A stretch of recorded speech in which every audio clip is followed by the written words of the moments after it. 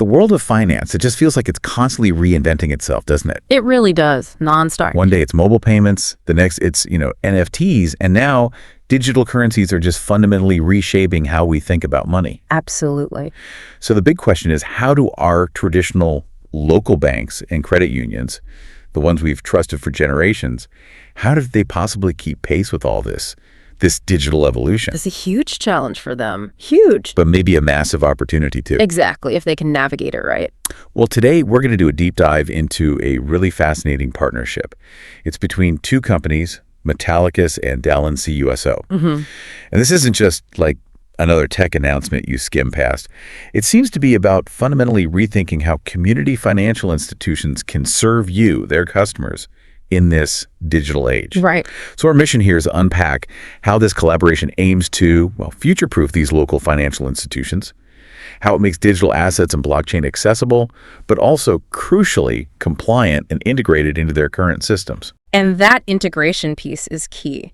The core challenge for traditional banks has always been balancing innovation with that bedrock of trust and stability. Right, the things their customers expect. Exactly, especially when you're dealing with legacy systems, complex regulations.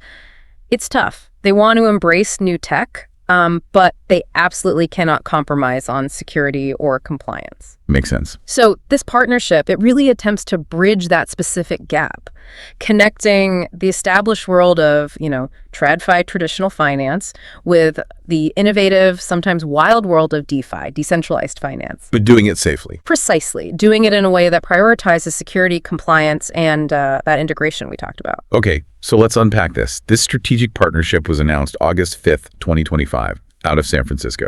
Who exactly are Metallicus and DaLand CUSO, and what's their shared vision? Okay, so Metallicus is the company behind the Metal blockchain. Metal blockchain. Yeah, and it's designed from the ground up to be what they call a compliance-first blockchain. So think of it like a digital ledger, but specifically built with banking rules baked in. Got it. Compliance first. And DaLand CUSO. Right. DaLand CUSO stands for Credit Union Service Organization.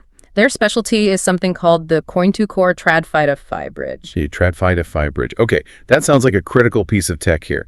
Help us visualize that. Is it like a translator or maybe more like a secure pipeline between these two very different financial worlds? That's a great way to put it, actually. A secure, compliant pipeline is probably the best analogy. Okay. See, traditional banking systems and blockchain, they operate on fundamentally different protocols. It's like they speak different languages. Right. DaLand's coin-to-core bridge acts as that interpreter and the secure connector. It allows traditional banks to interact with the digital asset world without having to completely rip out and rebuild their existing infrastructure. Ah, okay. Yeah. That's huge for them. It is. And their shared vision is, well, it's pretty powerful. It's about making sure your neighborhood bank or credit union isn't just, keeping up, but actually potentially leading the way in this rapidly changing financial ecosystem. That makes perfect sense. So putting these two pieces together, Metallicus' blockchain and DaLand's bridge, what does merging traditional finance with cutting-edge blockchain infrastructure actually look like in practice for, say, a local credit union? What can they suddenly do? Well, essentially, combining Metal blockchain with DaLand's coin-to-core bridge unlocks a whole new suite of functionalities for them. Like what? Okay, so these institutions can now issue their own institution-branded stablecoins. Wow, okay. Their own digital cash, basically. Kind of, yeah. Think of it as digital cash backed by their reserves, carrying their specific brand. They can also process digital asset transactions directly. It's from their existing systems. Directly. Yeah. And even launch new tokenized lending and payment products.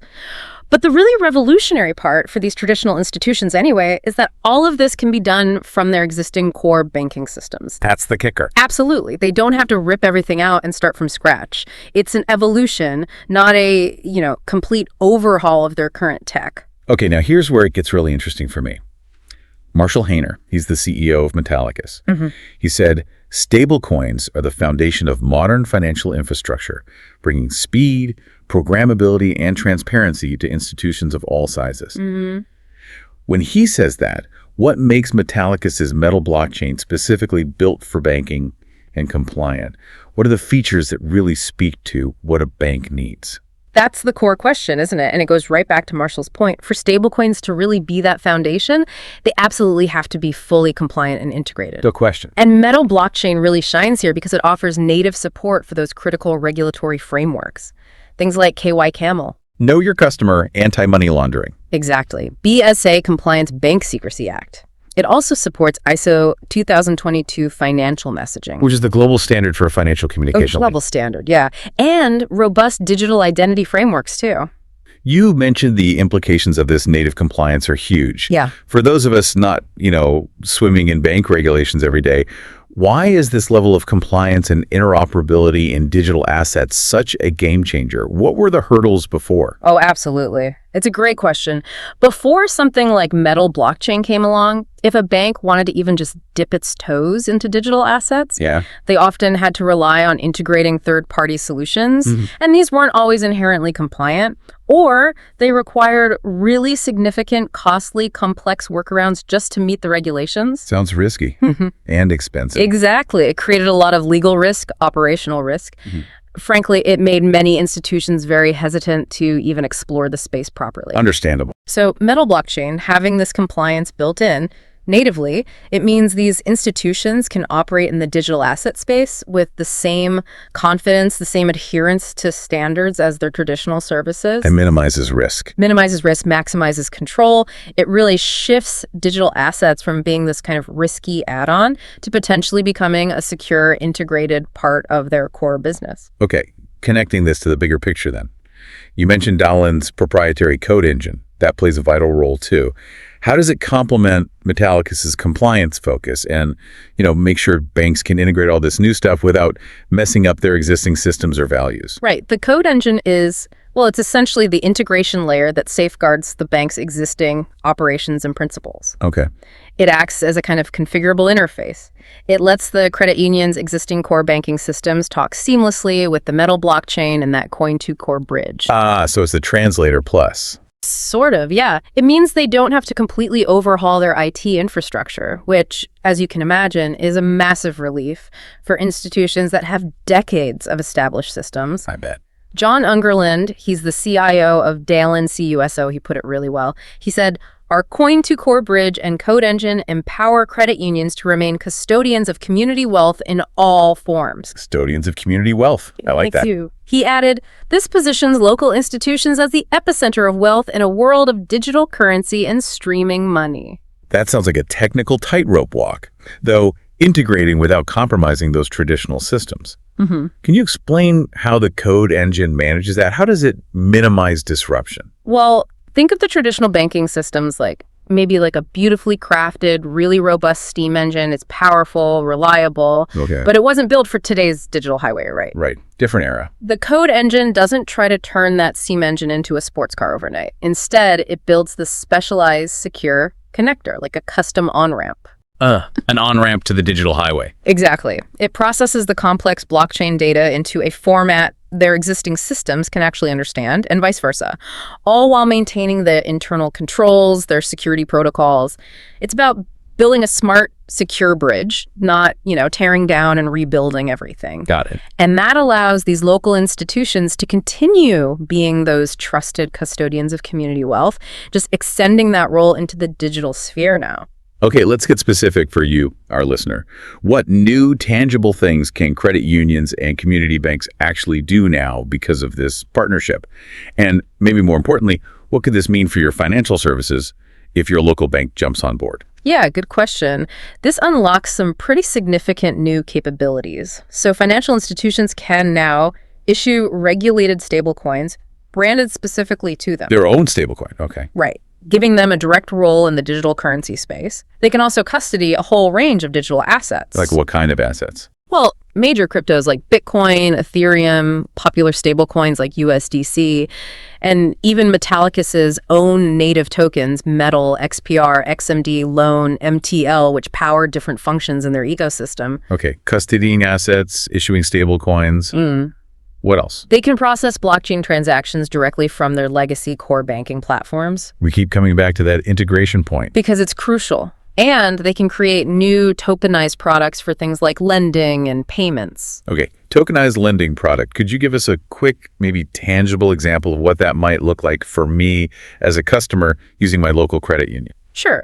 Imagine your local credit union offers a loan, but instead of just wiring funds, the funds are dispersed as a stablecoin. Okay. And maybe it's tied to a smart contract. This contract could automatically release payments when certain conditions are met, like stages of a building project, perhaps. Ah, interesting. Programmable money. Exactly. Or it could provide real-time transparency on the loan status. It might even enable things like fractionalized loans or much more granular control over how funds are used. Think about really efficient, transparent micro-lending within the community. So for you, the customer, what this could mean is faster, more transparent transactions for things you already do, or maybe even totally new types of digital financial products becoming available right there at your trusted local institution, all powered by the secure, compliant blockchain tech.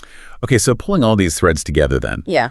What's the big takeaway from this deep dive into the Metallicus and DaLand CUSO partnership? Well, For me, it really seems to reveal a clear path, a viable, compliant path for traditional financial institutions to actually embrace this digital asset revolution. It feels like it's genuinely about empowering local banks and credit unions to offer these cutting-edge services, but without losing control or compliance. I agree. And what's really striking is that emphasis on seamlessly integrating these new capabilities directly into the existing core banking systems. That, coupled with the unwavering focus on strict compliance, it's powerful. Yeah. It really suggests a future where digital assets aren't just some alternative separate thing over there. Right, not just for speculators. Exactly. But an integrated, regulated part of mainstream finance that works hand in glove with what we already have. It's actually remarkable how fast the definition of money seems to be expanding and how these traditional institutions are now finding ways to participate without, sacrificing their core values. So for you, the learner listening in, this partnership really highlights a crucial trend, that intelligent blending of old and new in finance. Definitely. And maybe here's something to think about. If stablecoins do truly become the foundation of modern financial infrastructure, like Marshall Hayner suggests, Yeah. how might this kind of partnership reshape not just how you bank, but maybe even what you consider money in the coming years, especially at your very own local bank or credit union?